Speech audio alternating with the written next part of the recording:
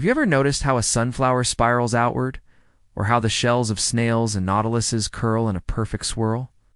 Or how pinecones, pineapples, hurricanes, and even galaxies seem to follow the same elegant curve? That's not just coincidence or artistry by nature, it's mathematics. More specifically, it's the Fibonacci sequence at work. Let's explore how a simple string of numbers unlocks the secrets of the natural world. The Fibonacci sequence starts like this: 0, 1, 1, 2, 3, 5, 8, 13, 21, 34, and so on. Each number is the sum of the two numbers before it. It was introduced to the Western world by an Italian mathematician named Leonardo of Pisa, better known as Fibonacci, in the year 1202 in his book Libera Basi. But he didn't invent it. Indian mathematicians had described similar sequences centuries earlier. Still, it's his name that became forever tied to this fascinating series. So how does this string of numbers appear in nature? Let's begin with plants. Have you ever looked at a sunflower's head and seen the beautiful spiral patterns? If you count the spirals going in one direction, and then the other, they're usually two consecutive Fibonacci numbers, like 34 and 55, or 55 and 89. This isn't just an accident. These numbers allow for optimal packing, fitting the most seeds into the smallest space, while still allowing them to grow efficiently. This pattern shows up in pine cones, pineapples, artichokes, and even cactus spines. Why do plants grow this way? It's all about survival. The Fibonacci pattern gives leaves and seeds the best possible spacing. That way, each leaf can get the most sunlight, and each seed has the room to grow. It's nature using math to maximize efficiency. Now let's talk about animals. Take the nautilus shell, a stunning natural spiral.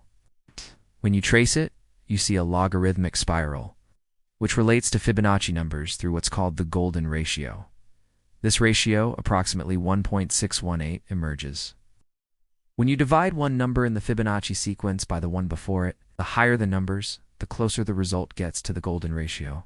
The spiral shape governed by this ratio appears not only in shells but also in the horns of rams, tails of seahorses, and the shape of hurricanes and galaxies. What's more, you can even find Fibonacci patterns in animal populations. For example, in certain ideal conditions, the population growth of rabbits, which Fibonacci originally used in his famous problem, follows this sequence. In that scenario, each pair of rabbits matures and produces a new pair every month. The total number of rabbit pairs grows according to Fibonacci's pattern. Let's move into human biology. Did you know that the human body follows Fibonacci numbers too? You have one nose, two eyes, 5 fingers on each hand, and 3 segments in each finger. Even the structure of your DNA, the double helix, twists in a manner related to the Fibonacci spiral. It's as if nature is hardwired to follow this mathematical rhythm. But what about art and architecture? Though that's not strictly nature, it's worth mentioning because humans often imitate nature's beauty. Artists and architects have used the Fibonacci sequence and golden ratio to design paintings, buildings, and sculptures that feel balanced and harmonious. Leonardo da Vinci applied the golden ratio to his drawings of the human body.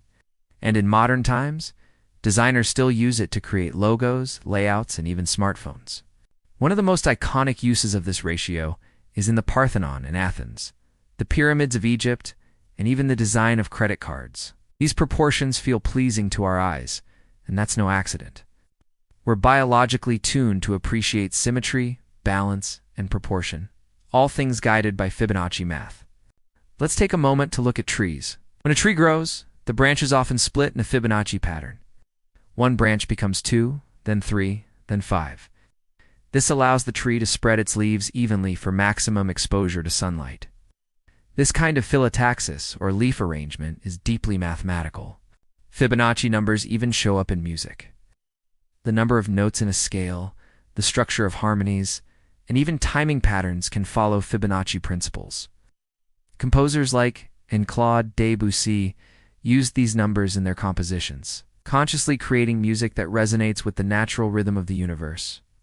It's important to note, though, that not everything in nature is a perfect Fibonacci pattern. Sometimes the math is close, but not exact. Nature is complex, and biology doesn't always follow clean rules. but the frequency with which Fibonacci numbers and the golden ratio appear across life forms, shapes, and growth patterns is astounding.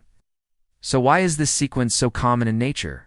It all comes down to efficiency, growth, and harmony. Whether it's packing seeds, spreading leaves, growing shells, or forming galaxies. The Fibonacci sequence seems to be nature's tool for solving spatial and structural problems. It helps living things develop in ways that are both beautiful and functional. And maybe that's the biggest takeaway. Mathematics isn't just something we learn in school, it's the language of the universe. It's hidden in every leaf, shell, and wave. And understanding the Fibonacci sequence helps us see how deeply math is woven into the fabric of life. So the next time you look at a flower, a pinecone, or even your own hand, remember, you're seeing nature's secret code in action.